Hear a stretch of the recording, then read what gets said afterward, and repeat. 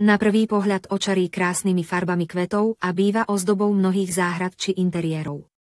Rododendron indický je jedna z najkrajších črepníkových rastlín, ktorá pochádza z Číny alebo Japonska.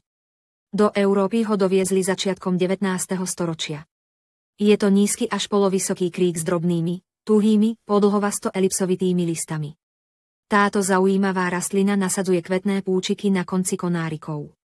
Kvety sú buď jednotlivo, alebo strapcovito usporiadané, jednoduché alebo plné, bielej, červenej a ružovej farby.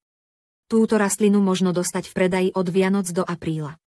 Ak si kúpite či dostanete rozkvitnutý rododendron, budete sa usilovať udržať ho čo najdlhšie v kvete. Ako na to? Treba ho postaviť na svetlé miesto chránené pred priamym slnkom. Najvhodnejšie je okno v chladnej miestnosti s teplotou okolo 8 až 12 stupňov Celzia. V prípade, keď takúto miestnosť nemáte, umiestnite ho čo najďalej od výhrevného telesa a aspoň na noc ho vyneste na chladné miesto. Túto okrasnú kvetinu by ste mali polievať pravidelne každý deň.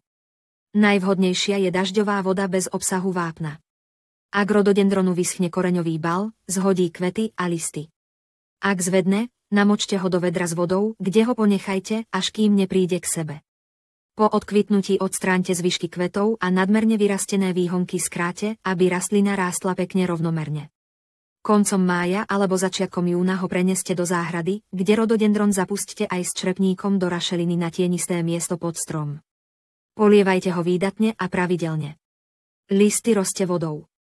Táto rastlina potrebuje prihnojovať každý týždeň roztokom minerálneho hnojiva bez obsahu vápna.